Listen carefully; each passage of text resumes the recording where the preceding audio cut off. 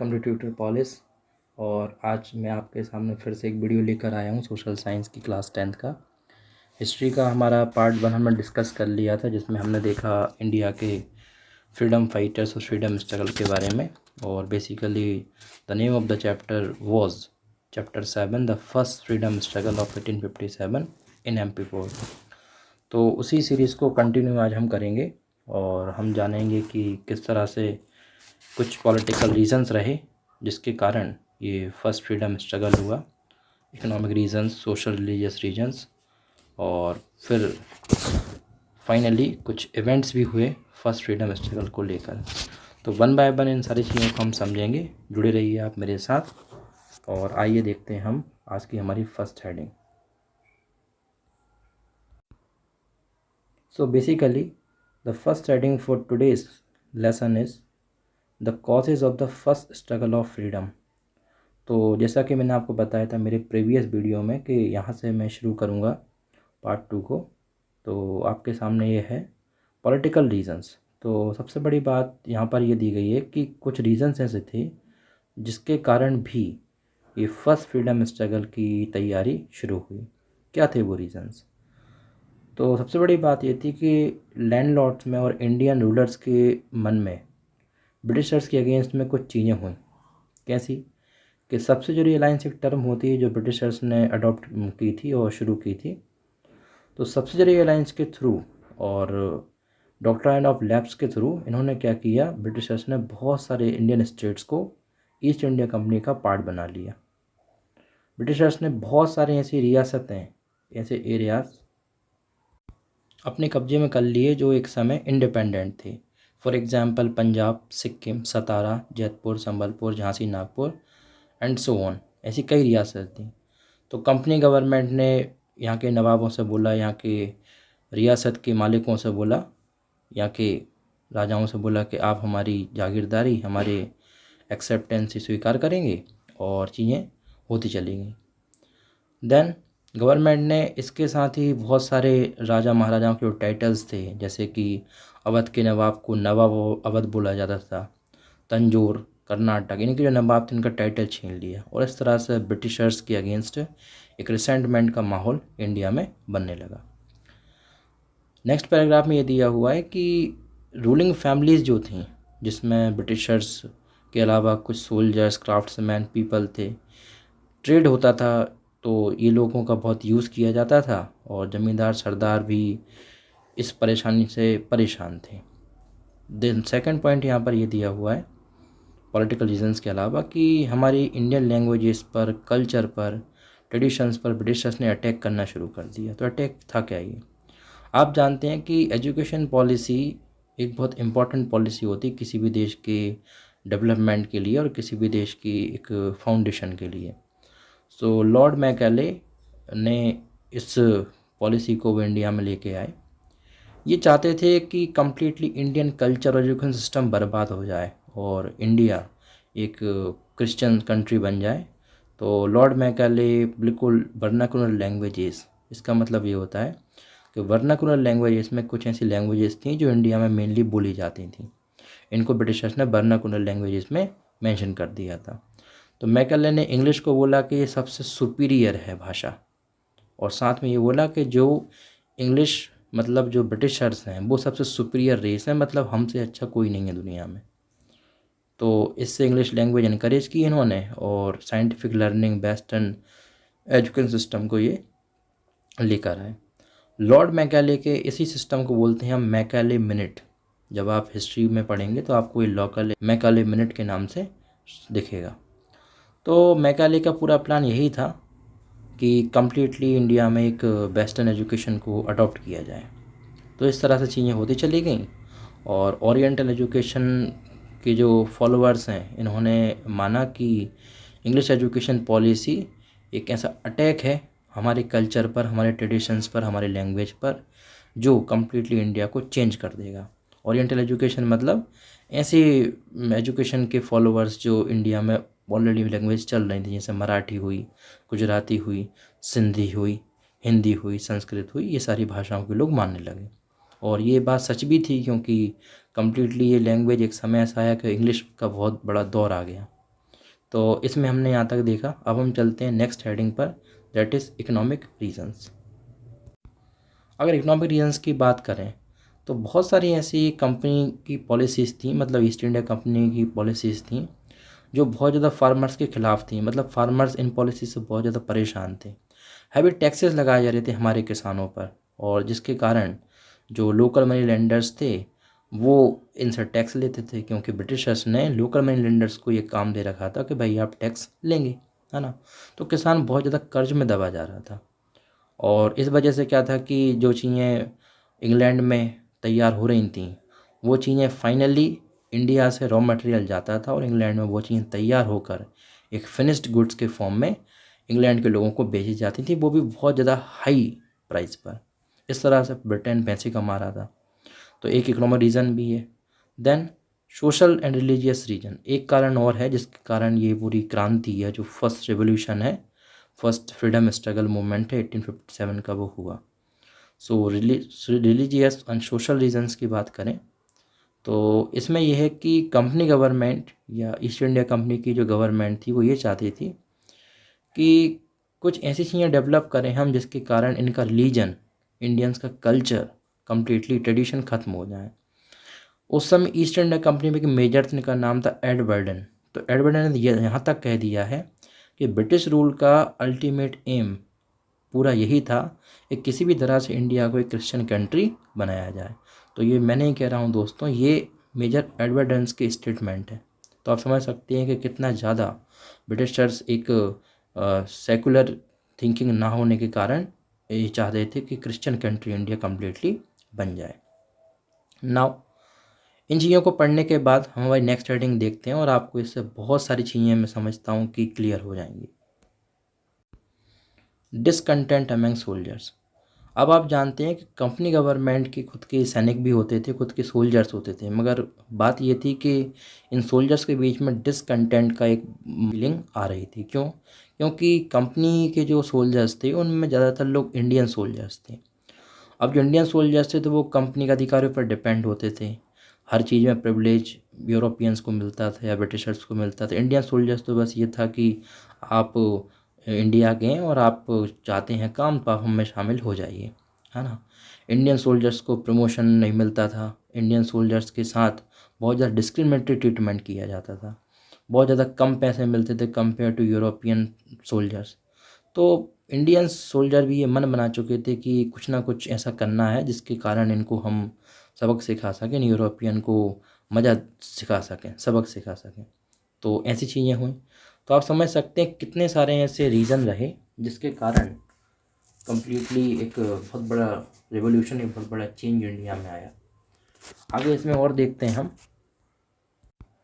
इसके अलावा जो सोल्जर्स हैं उनको बाहर भेजा जाता था। बाहर मतलब फॉरेन भेजा जाता था कि भाई आप ब्रिटिश इंडिया की तरफ से या कंपनी की तरफ से जाएंगे, लेकिन इनके लिए बहुत सारी सुविधाएं नहीं मिलती थी और फाइनली बहुत ज़्यादा सोल्जर्स परेशान थे। तो कंपनी के गवर्नमेंट ने इंडियन सोल्जर से कुछ चीज़ें ऐसी बोली जिसके कारण साफ साफ दिखता है कि हमारा कल्चर और हमारे ट्रेडिशंस हमसे छीने जा रहे थे। फॉर एग्ज़ाम्पल कि the company government finally forbidden the Indian soldiers to apply tilak on their forehead. माथे पर तिलक नहीं लगा सकते आप, चोटी नहीं रख सकते, मस्टैक, बियर्ड, दाढ़ी मूछ नहीं रख सकते। तो समझ सकते हैं आप कि भाई फीलिंग कहाँ जाएंगी सोल्जर्स की। स्पेशली अगर उस समय आपने देखें तो ये जो समय था ये एक ऐसा वक्त था जब 1800 का समय चल रहा था और हिंदू पॉपुलेशन बहुत ज़्यादा थी पूरे इंडिया में। तो इतना बड़ा जो एक मेजॉरिटी ग्रुप है वो कैसे इस चीज़ को भूल सकता है कि हमारा कल्चर है तिलक लगाना, हमारा कल्चर है चोटी रखना। तो इस वजह से भी एक बहुत ज़्यादा एक रिसेंटमेंट की फीलिंग इंडियन सोल्जर्स में आई और फॉरेन रूल के अगेंस्ट में सभी सेक्शंस, चाहे आप पॉलिटिकल देखें, इकोनॉमिकल देखें, ओके, चाहे आप कल्चरल देखें, सोसाइटी में देखें, सोल्जर्स को देखें, सब ने एक मन बना लिया था कि कुछ ना कुछ एक बहुत बड़ा प्लान हमको करना है। The next heading, immediate reason की बात करें, मतलब एक क्या हुआ कि जिसके कारण बहुत ज़्यादा लोग गुस्सा हो गए और एक पूरे जनमानस में यानी कि पूरे कल्चर में, पूरे लोगों में एक माहौल बन गया कि अब तो कुछ करना ही पड़ेगा। तो 29 मार्च 1857 की ये बात है। एक सोल्जर था जिसके ऊपर मूवी भी है इंडियन सिनेमा या बॉलीवुड की। मंगल पांडे जो थे, उन्होंने क्या किया था कि लार्डेड कार्ट्रिज गन का यूज़ करने से मना कर दिया था, रिफ्यूज़ कर दिया, और गुस्से में एक ब्रिटिश ऑफिसर को गोली भी मार दी। तो मंगल पांडे वहाँ से भाग गए। Finally he was arrested and executed on 8 अप्रैल 1857। और मंगल पांडे का जो सेक्रीफाइस हुआ, उनकी सेक्रीफाइस के बाद ही ऑफिशियली इस रिवोल्ट को शुरू किया गया, मतलब फर्स्ट फ्रीडम स्ट्रगल शुरू हुआ और चीज़ें स्टार्ट हो गई। सो आप देख सकते हैं the next heading is major events of the first freedom struggle. तो बैरकपुर इंसिडेंट एक ऐसा इंसिडेंट है, बैरकपुर मतलब जहाँ से मंगल पांडे जिस छावनी में काम करते थे, कि ये इंसिडेंट ऐसा हुआ कि इसके बाद मीरठ मीरठ छावनी में या मीरठ डिपो में ये बात उठने लगी कि हम जो लार्डेड कार्ट्रिज गन्स हैं, मतलब जो काऊ की चर्बी से जो गन बनाई जो राइफ़ल की जो बुलेट्स हैं वो तैयार की जाती थी, तो हम इनका यूज़ नहीं करेंगे। लगभग लगभग 85 सोल्जर्स ऐसे रहे जिन्होंने ऐसा मना कर दिया। और आप जानते हैं कि ब्रिटिशर्स की बात को ना मानना उस समय मतलब बहुत बड़ी बात थी। तो इसका रिज़ल्ट ये मिला कि सोल्जर्स को नौकरी से डिसमिस कर दिया, कुछ को इम्प्रिजन कर दिया, है ना। इस तरह की चीज़ें भी हुई। तो मेरठ के बाद धीरे धीरे ये चीज़ें फैलती चली गई, मतलब एक फायर की तरह ये चीज़ें फैली। देन इस तरह से चीज़ें हुई और फिर सोल्जर्स फाइनली दिल्ली पहुंच गए जहाँ पर ब्रिटिशर्स की आर्मरी का सेंटर था, पूरा वो कब्जे में कर लिया। और बहादुर शाह जफ़र सेकंड जो हैं, उनको फाइनली सोल्जर्स ने डिक्लेयर कर दिया कि आप ही हमारे हिंदुस्तान के एम्परर हैं, सुल्तान हैं, और हम ब्रिटिशर्स के सुप्रीमेसी को स्वीकार नहीं करेंगे। तो इस तरह से ये कुछ इवेंट्स हुए जिसके कारण एक मूवमेंट शुरू हुआ। नाउ